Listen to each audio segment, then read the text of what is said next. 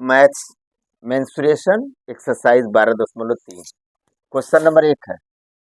Question number 1 में छायांकित भाग का क्षेत्रफल निकालना है। तो ये फिगर है जिसमें पी आर बराबर 7, पी क्यू बराबर 24, पी क्यू बराबर 24। तो क्यू आर का प्रयोग करेंगे। क्यू आर का मतलब होगा कर्ण। कर्ण का जब इस्तेमाल करते हैं उसका वैल्यू निकालते हैं तो होता है लंब स्क्वायर प्लस आधार स्क्वायर। लंब 7, आधार 24, 7 सत्ते 49, 24 24 हम 576, दोनों को जोड़ने के बाद 625 आता है और 625 का वर्गमूल 25। तो डी बराबर 25, क्योंकि ये आर क्यू है, क्यू आर है, पूरा डी है। तो डी को आधा करेंगे, आर डी बटे में 2, 25 बटे में 2 सी एम। अब छायांकित भाग का क्षेत्रफल, इस भाग का क्षेत्रफल, इस भाग के क्षेत्रफल निकालने के लिए आर पी सी क्यू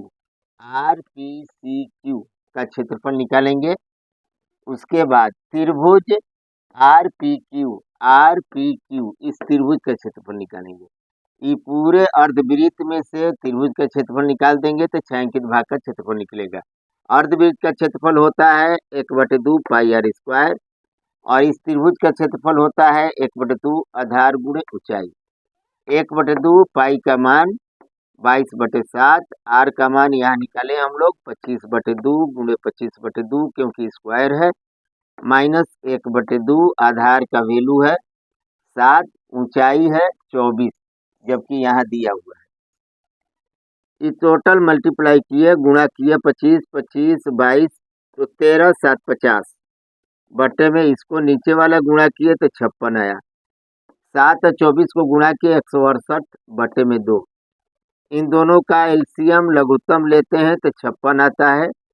56 56 से भागा देते हैं, एक बार में जाता है, एक बार 1 से 13 7 50 में गुणा करते हैं, 13 7 50 आता है।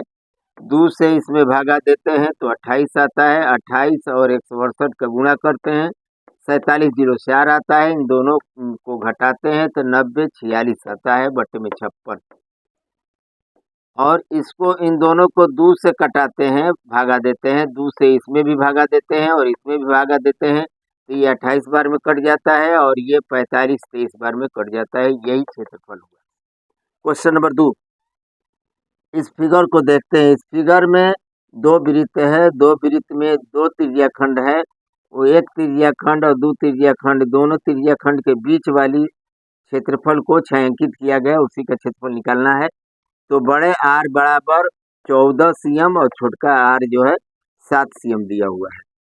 तो हम छायांकित भाग का क्षेत्रफल जब निकालते हैं तो बड़े का त्रिज्याखंड का क्षेत्रफल माइनस छोटे त्रिज्याखंड का क्षेत्रफल। बड़े का त्रिज्याखंड का क्षेत्रफल होता है पाई आर स्क्वायर थीटा बटे में 360 और छोटा वाला होता है पाई आर स्मॉल स्क्वायर थीटा बटे में 360। अब यहाँ देखते हैं कि पाई और थीटा दोनों में कॉमन है, तो पाई और थीटा को निकाल देते हैं। दोनों में 360 कॉमन है, उसको भी निकाल देते हैं। बच जाता है आर स्क्वायर पाई थीटा बटे में 360।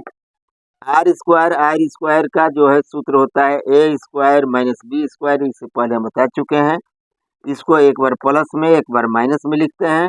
अब यहाँ देखते हैं पाई का वैल्यू जो है 22/7, थीटा का मान 40 डिग्री है, 40 बटे में 360। आर, बड़ा आर का, कैपिटल आर का मान है 14 सीएम, स्मॉल आर का मान है 7 सीएम। तो 14 + 7, 14 - 7, 40 360 9 बार में कट जाता है।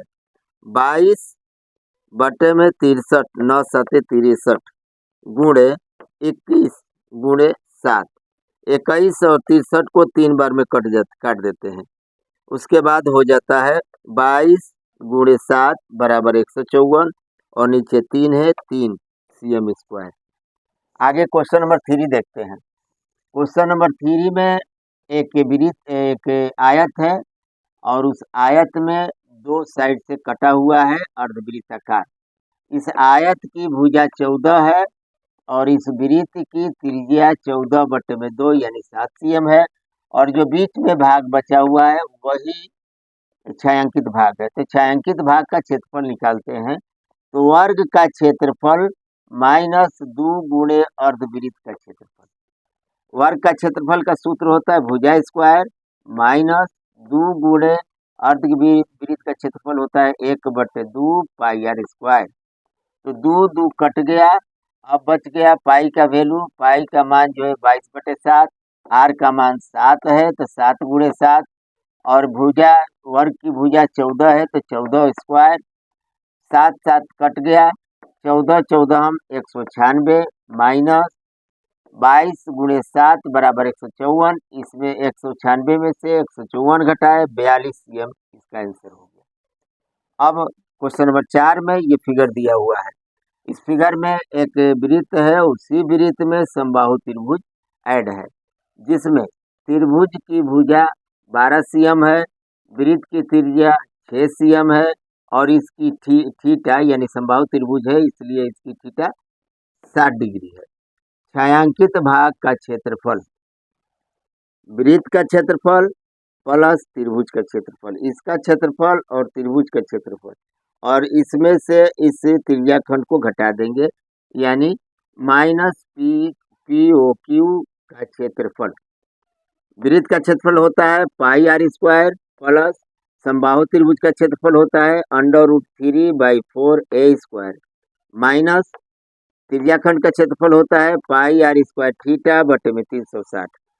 पाई का वैल्यू 22/7, आर का वैल्यू 6 है, 6 गुणे 6 √3 बटे में 4 ए स्क्वायर मतलब भुजा 12 गुणे 12 माइनस 22/7, आर का 6 गुणे 6, थीटा का मान 60 डिग्री 360।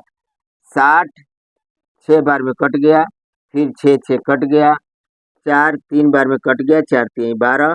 अब क्या हुआ 22 गुणे 6 गुणे 6 792 बटे में 7, 3 गुणे 12 12 3 36, 36 √3, नीचे कुछ नहीं बचा, माइनस यहाँ देते हैं 22 गुणे 6 बराबर 132 बटे में 7। इन दोनों का एलसीएम निकालते हैं, लघुत्तम निकालते हैं, 7 हो जाता है। जब 7 हो गया तो 792 माइनस 132 प्लस 36 √3, इन दोनों का माइनस करते हैं तो 660 बटे में 7 प्लस 36 √3, यही इसका आंसर हुआ।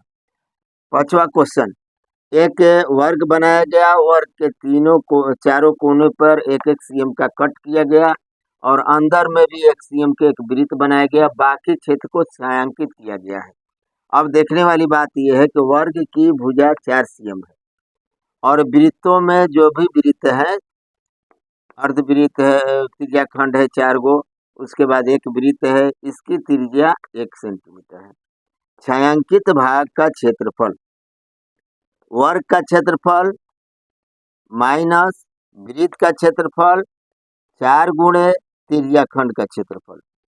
वर्ग का क्षेत्रफल भुजा स्क्वायर माइनस वृत्त का क्षेत्रफल पाई आर स्क्वायर प्लस 4 गुणे त्रिज्याखंड का क्षेत्रफल पाई आर स्क्वायर थीटा बटे में 360।